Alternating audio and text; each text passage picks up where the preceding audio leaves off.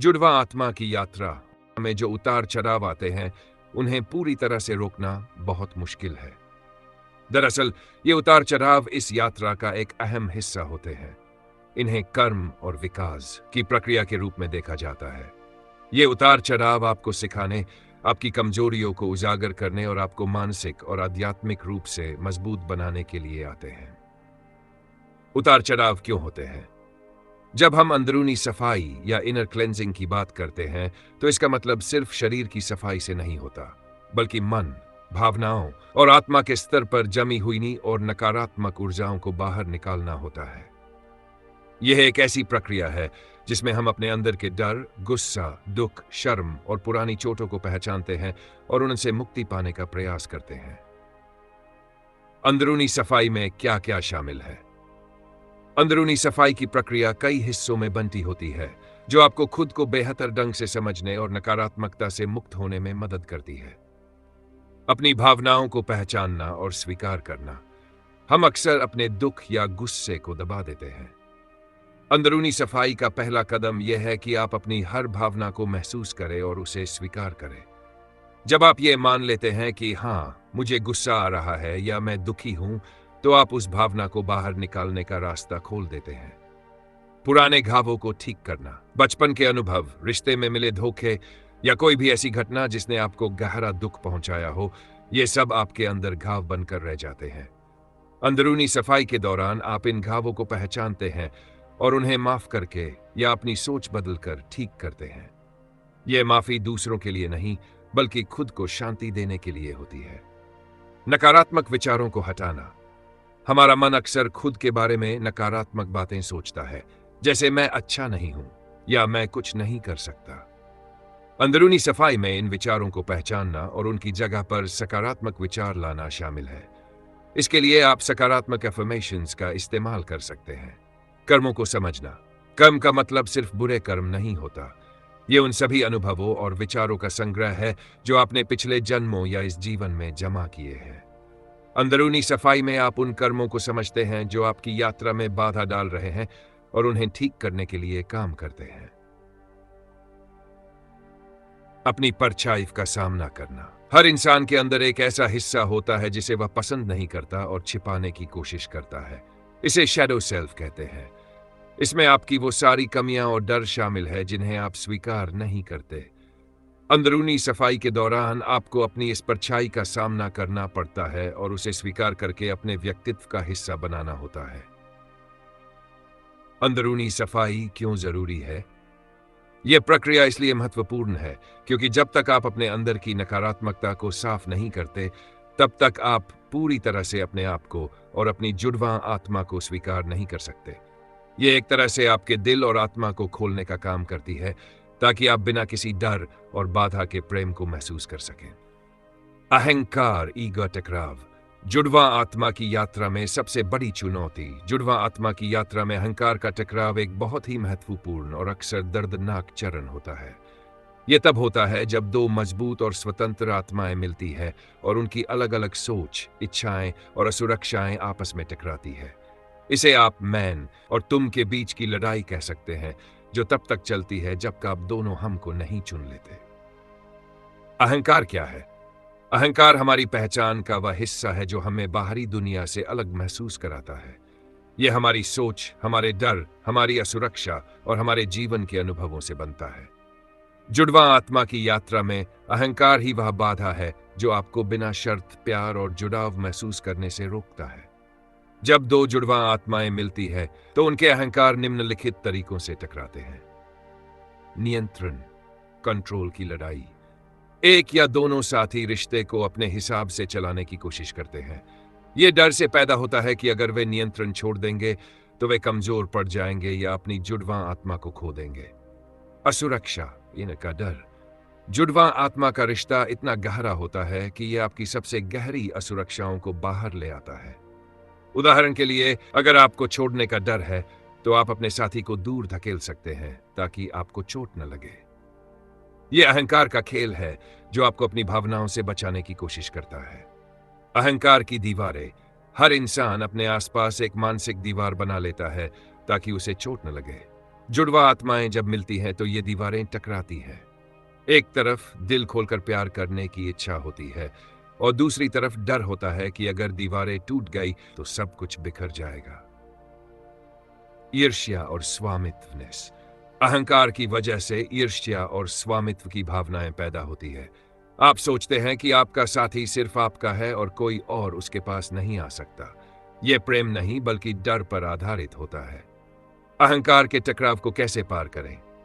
अहंकार के टकराव को पूरी तरह से रोका नहीं जा सकता क्योंकि यह इस यात्रा का एक आवश्यक हिस्सा है, लेकिन आप इसे समझकर और इस पर काम करके इसके प्रभाव को कम कर सकते हैं।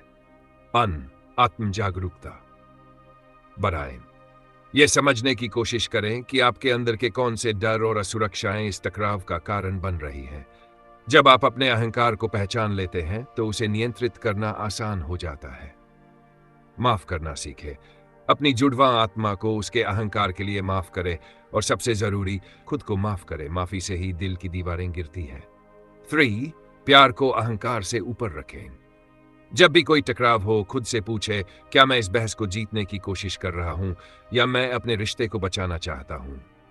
प्यार को हमेशा अहंकार से ऊपर रखें। अलग होकर समय बिताएं। कभी कभी जब टकराव बहुत ज्यादा बढ़ जाए तो कुछ समय के लिए एक दूसरे से दूर रहना फायदेमंद होता है। यह आपको अपने विचारों को शांत करने और अपनी भावनाओं को समझने का मौका देता है।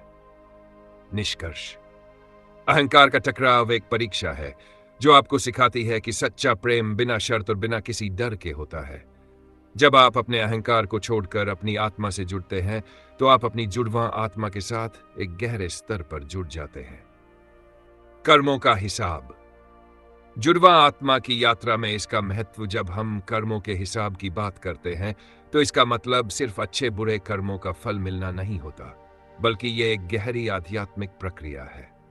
जुड़वा आत्मा फ्लेम की यात्रा में कर्मों का हिसाब एक बहुत ही महत्वपूर्ण हिस्सा होता है, जो आपके और आपकी जुड़वा आत्मा के बीच के गहरे संबंधों और संघर्षों को तय करता है। कर्मों का हिसाब क्यों होता है? पिछली आत्माओं का बंधन। आप और आपकी जुड़वा आत्मा ने पिछले जन्मों में एक दूसरे के साथ बहुत कुछ अनुभव किया होता है। इसमें प्रेम, दर्द, धोखा या अधूरे वादे शामिल हो सकते हैं। इस जन्म में आप दोनों एक साथ इसलिए आए हैं ताकि उन सभी अधूरे कर्मों को पूरा कर सके और अपनी आत्मा को मुक्ति दिला सके। अधूरी सीख। कुछ कर्म इसलिए होते हैं ताकि आप एक जरूरी सबक सीख सकें। हो सकता है कि पिछले जन्म में आप अहंकार या डर के कारण अलग हुए हो। इस जन्म में यह कर्म आपको मजबूर करेगा कि आप उन कमियों पर काम करें और उन्हें ठीक करें। ऊर्जा का संतुलन। कर्मों का हिसाब ऊर्जा के संतुलन, एनर्जी बैलेंसिंग के बारे में है। अगर एक आत्मा ने दूसरे के साथ कुछ गलत किया है तो इस जन्म में उसे उस गलती को ठीक करने का मौका मिलता है। यह प्रक्रिया तब तक चलती है जब तक दोनों की ऊर्जा बराबर और शुद्ध न हो जाए। कर्मों का हिसाब कैसे काम करता है? जुड़वा आत्मा की यात्रा में कर्मों का हिसाब अक्सर चुनौतीपूर्ण स्थितियों के रूप में सामने आता है, जैसे कि अलगाव, सेपरेशन। यह सबसे आम उदाहरण है। आप दोनों कुछ समय के लिए अलग हो जाते हैं ताकि आप अकेले में अपने कर्मों पर काम कर सकें। यह समय आपके लिए अपने घावों को भरने और अपनी कमियों को समझने के लिए होता है। बार बार के संघर्ष। आप दोनों के बीच एक ही तरह के मुद्दे बार बार उठते हैं, जैसे विश्वास की कमी, ईर्ष्या या संचार की समस्या। ये तब तक होते रहते हैं जब तक आप उस पैटर्न को तोड़ नहीं देते और एक नया स्वस्थ रास्ता नहीं अपना लेते। बाधा एंकल्स। आपके रिश्ते में बाहरी बाधाएं आ सकती हैं, जैसे परिवार की असहमति, दूरी या परिस्थितियां जो आपको साथ नहीं रहने देती। ये बाधाएं आपको सिखाती है कि आपका प्यार कितना गहरा है और क्या आप इन चुनौतियों का सामना करने के लिए तैयार है। निष्कर्ष।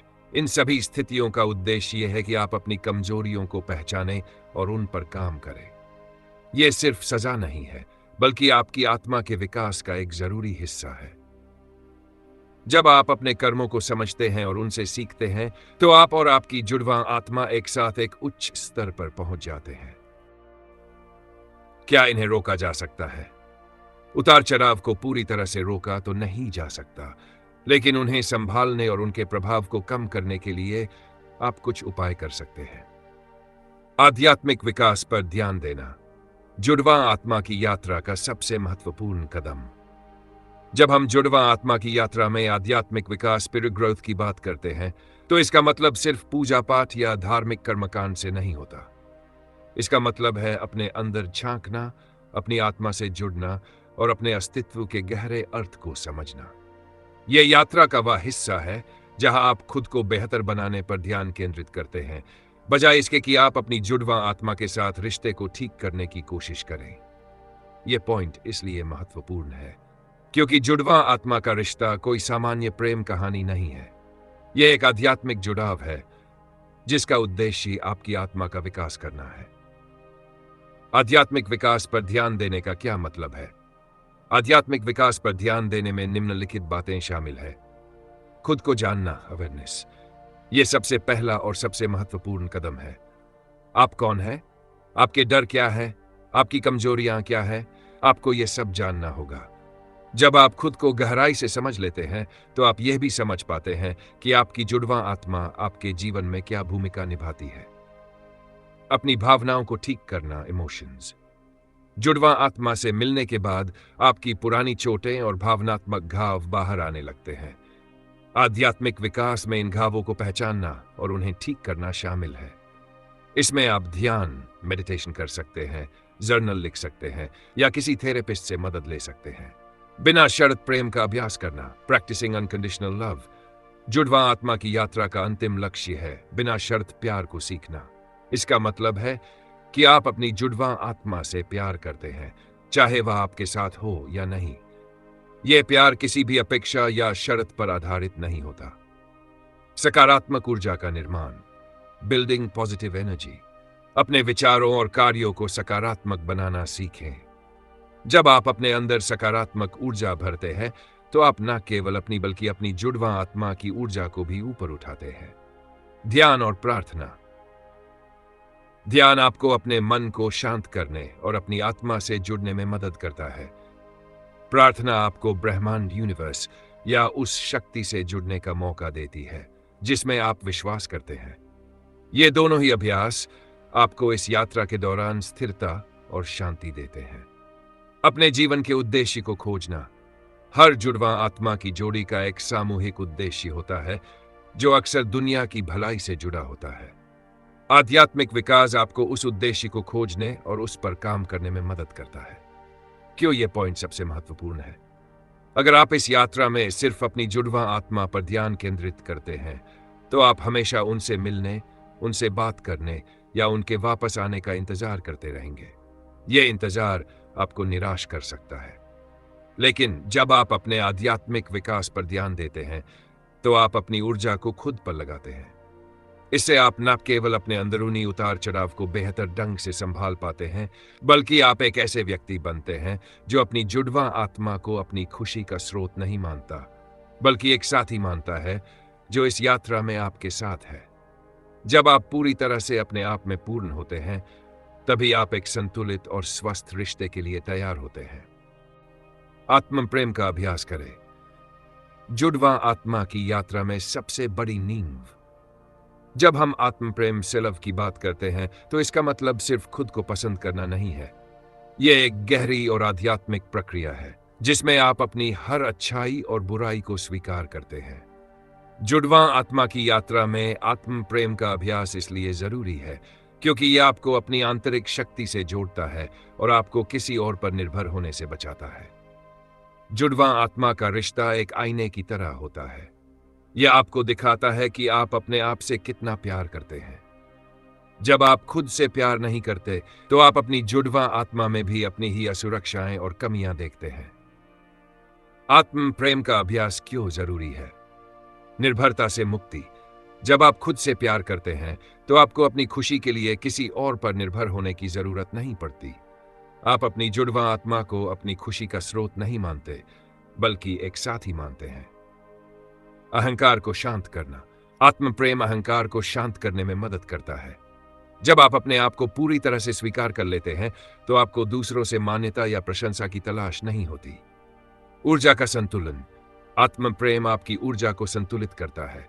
जब आप खुद को सकारात्मक ऊर्जा देते हैं, तो ये आपकी जुड़वा आत्मा तक भी पहुंचती है, जिससे आपके बीच का संबंध बेहतर होता है। अलगाव के समय मदद। जुड़वा आत्मा की यात्रा में अलगाव का समय बहुत दर्दनाक हो सकता है। आत्म प्रेम का अभ्यास आपको इस समय खुद का साथ देने और अपनी भावनाओं को शांत करने में मदद करता है। आत्म प्रेम का अभ्यास कैसे करें? आत्म प्रेम कोई एक बार का काम नहीं है, यह एक रोजाना का अभ्यास है। यहां कुछ तरीके दिए गए हैं जिनसे आप इसका अभ्यास कर सकते हैं। खुद को माफ करें। अपने अतीत की गलतियों और कमियों के लिए खुद को माफ करना सीखें। यह समझना जरूरी है कि आपने उस समय जो कुछ भी किया वह आपकी समझ के हिसाब से सही था। अपनी जरूरतों को प्राथमिकता दें। अपनी जरूरतों और भावनाओं को पहचानें और उन्हें पूरा करने के लिए समय निकालें। इसका मतलब है कि आप अपनी मानसिक, शारीरिक और भावनात्मक सेहत का ध्यान रखें।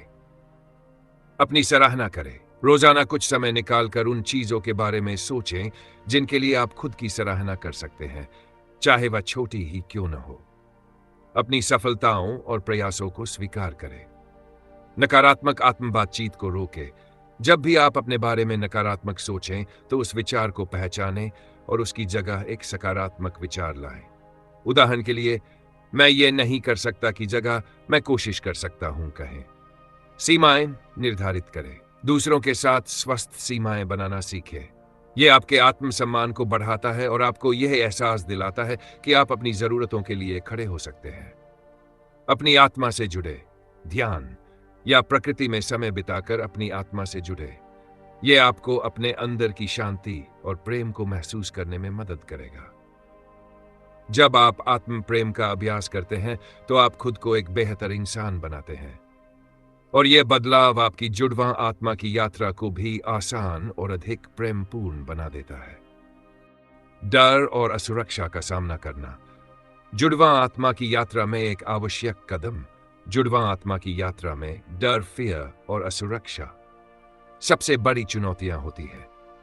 ये भावनाएं आपके अंदर गहराई से दबी होती है और जब आप अपनी जुड़वा आत्मा से मिलते हैं तो वे सतह पर आ जाती है। ऐसा इसलिए होता है क्योंकि यह रिश्ता आपको इतना करीब और कमजोर महसूस कराता है कि आपके सभी पुराने घाव और डर बाहर निकलाते हैं। डर और असुरक्षा का सामना करना इस यात्रा का एक बहुत ही महत्वपूर्ण हिस्सा है, क्योंकि जब तक आप इन भावनाओं को पहचान कर उन्हें ठीक नहीं कर लेते, तब तक आप अपनी जुड़वा आत्मा के साथ एक स्वस्थ और स्थिर रिश्ता नहीं बना सकते। डर और असुरक्षा के मुख्य प्रकार। जुड़वा आत्मा की यात्रा में कई तरह के डर और असुरक्षाएं सामने आती हैं। छोड़ दिए जाने का डर, यह सबसे आम डर है। आपको डर लगता है कि आपकी जुड़वा आत्मा आपको छोड़ देगी, खासकर अगर आपने पहले कभी रिश्ते में धोखा या अकेलापन महसूस किया हो। अकेलेपन का डर, फियर ऑफ लोनलीनेस। आपको डर लगता है कि आप अपनी जुड़वा आत्मा के बिना अकेले रह जाएंगे और कोई और उन्हें नहीं समझ पाएगा। यह डर अक्सर अलगाव, सेपरेशन के चरण में सबसे ज्यादा महसूस होता है। कमजोर होने का एबिलिटी। यह डर आपको अपनी भावनाओं को पूरी तरह से व्यक्त करने से रोकता है। आपको लगता है कि अगर आप अपनी कमजोरियां दिखाएंगे तो आपकी जुड़वा आत्मा आपका फायदा उठा सकती है या आपको चोट पहुंचा सकती है। अपर्याप्त होने की असुरक्षा, insecurity of not being enough. आपको लगता है कि आप अपनी जुड़वा आत्मा के लायक नहीं हैं। आप सोचते हैं कि आप उतने अच्छे, स्मार्ट या आकर्षक नहीं हैं जितने वे हैं। यह असुरक्षा आपके आत्मविश्वास को हिला सकती है। ये डर और असुरक्षाएं अक्सर के कारण पैदा होती है जो आपको सुरक्षित रखने की कोशिश करता है, लेकिन जब तक आप इन पर काम नहीं करते तब तक ये आपके और आपकी जुड़वा आत्मा के बीच एक दीवार की तरह खड़ी रहती है। डर और असुरक्षा का सामना कैसे करें? इन भावनाओं का सामना करना एक कठिन लेकिन जरूरी प्रक्रिया है। यहां कुछ तरीके दिए गए हैं जिनसे आप इस पर काम कर सकते हैं। 1. अपने डर को पहचानें। सबसे पहले यह स्वीकार करें कि आप डरे हुए हैं या असुरक्षित महसूस कर रहे हैं। जब आप अपनी भावना को नाम देते हैं तो उसे नियंत्रित करना आसान हो जाता है। खुद से पूछे, मैं किस बात से डर रहा हूं या मुझे क्यों लगता है कि मैं पर्याप्त नहीं हूं। 2. डर के स्रोत को समझे। अपने डर के मूल कारण को खोजे। क्या यह बचपन का कोई अनुभव है? क्या किसी पुराने रिश्ते में आपको धोखा मिला था? अपने डर के स्रोत को समझना उसे ठीक करने का पहला कदम है। 3. आत्म प्रेम का अभ्यास करें। जब आप खुद से प्यार करना सीखते हैं तो आपको दूसरों की मान्यता या प्यार की जरूरत नहीं होती। आत्म प्रेम का अभ्यास करने से आपकी असुरक्षाएं कम होती हैं। 4. भावनाओं को व्यक्त करें। अपने डर और असुरक्षा को दबाने की बजाय उन्हें अपनी जुड़वां आत्मा के साथ साझा करें। ईमानदारी से बातचीत करने से आपके बीच विश्वास बढ़ता है और डर कम होता है। बाय ध्यान और माइंडफुलनेस का अभ्यास करें। ध्यान आपको अपने मन को शांत करने में मदद करता है और अपनी भावनाओं को बिना किसी फैसले के देखने में भी। यह आपको वर्तमान में जीने और भविष्य के डर को छोड़ने में मदद करता है। याद रखें, ये डर और असुरक्षाएं सिर्फ आपके अकेले की नहीं है। आपकी जुड़वां आत्मा भी शायद इन्हीं भावनाओं से गुजर रही हो। इस यात्रा में आप दोनों को मिलकर इन चुनौतियों का सामना करना होता है। जब आप अपने डर पर जीत पा लेते हैं तो आप अपने और अपनी जुड़वां आत्मा के बीच एक गहरा और मजबूत रिश्ता बना पाते हैं। विश्वास रखें, जुड़वां आत्मा की यात्रा में सबसे बड़ा सहारा जुड़वां आत्मा की यात्रा में रखना एक बहुत ही महत्वपूर्ण और चुनौतीपूर्ण काम है। इस विश्वास का मतलब सिर्फ अपनी जुड़वां आत्मा पर भरोसा करना नहीं है, बल्कि इस पूरी यात्रा पर, ब्रह्मांड यूनिवर्स पर और सबसे बढ़कर अपनी खुद की आत्मा पर विश्वास रखना है। जब सब कुछ बिखरता हुआ महसूस हो तो यही विश्वास आपको आगे बढ़ने की शक्ति देता है। यह पॉइंट इसलिए इतना महत्वपूर्ण है क्योंकि जुड़वां आत्मा की यात्रा अक्सर उतार चढ़ाव, अलगाव और ढेर सारी अनिश्चितताओं से भरी होती है। बिना विश्वास के ये चुनौतियां आपको निराश और अकेला महसूस करा सकती है। विश्वास क्यों महत्वपूर्ण है? अनिश्चितता को स्वीकार करना। जुड़वां आत्मा की यात्रा का कोई तयशुदा रास्ता नहीं होता। आपको नहीं पता होता कि आपकी जुड़वां आत्मा कब वापस आएगी, आपका रिश्ता कैसा होगा या कब सब कुछ ठीक होगा। विश्वास आपको इस अनिश्चितता को स्वीकार करने और यह जानने में मदद करता है कि सब कुछ सही समय पर होगा। डर और संदेह से लड़ना। जब डर और संदेह आपके मन में आते हैं तो वे आपको नकारात्मक विचारों से भर देते हैं। आप सोचने लगते हैं कि क्या यह जुड़वां आत्मा का रिश्ता सच में है या क्या हम कभी एक साथ हो पाएंगे। विश्वास इन विचारों का मुकाबला करता है और आपको याद दिलाता है कि यह सब एक बड़े उद्देश्य का हिस्सा है। 3. ऊर्जा को संतुलित रखना। जब आप डर में होते हैं तो आपकी ऊर्जा नकारात्मक हो जाती है। जब आप विश्वास रखते हैं तो आपकी ऊर्जा सकारात्मक और खुली रहती है।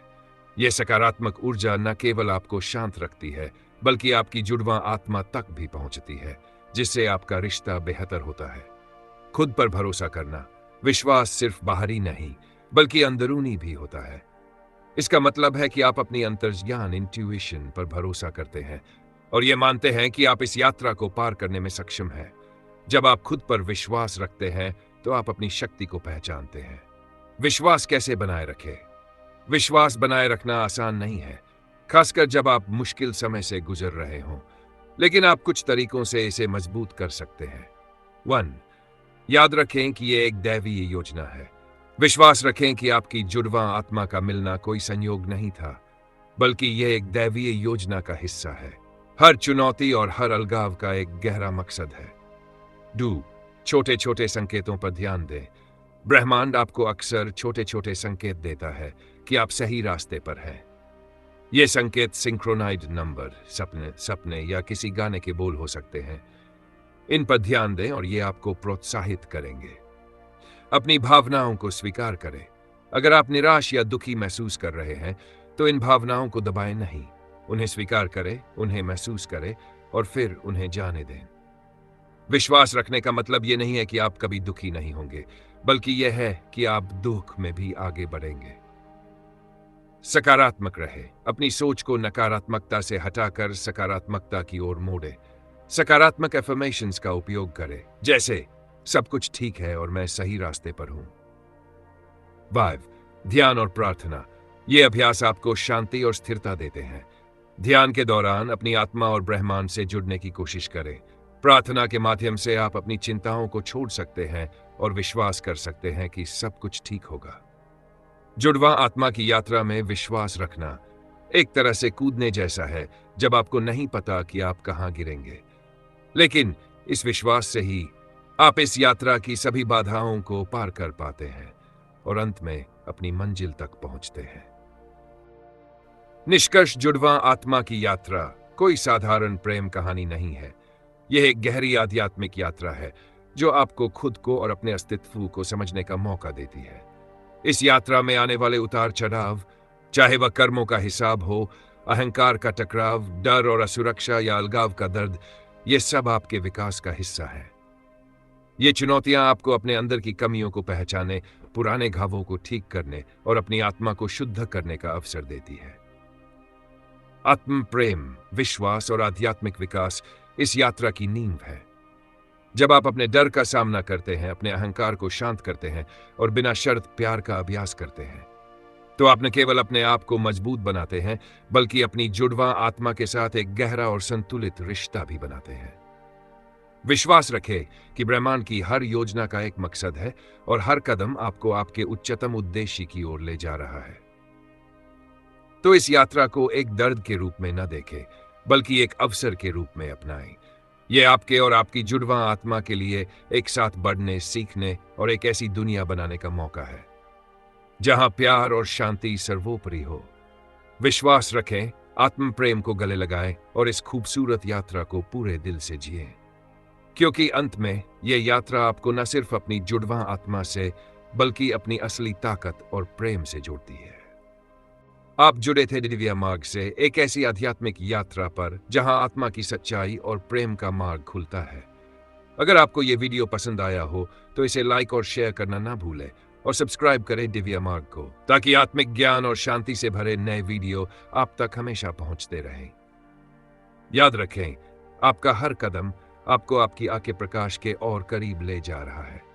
धन्यवाद और मिलते हैं अगले वीडियो में।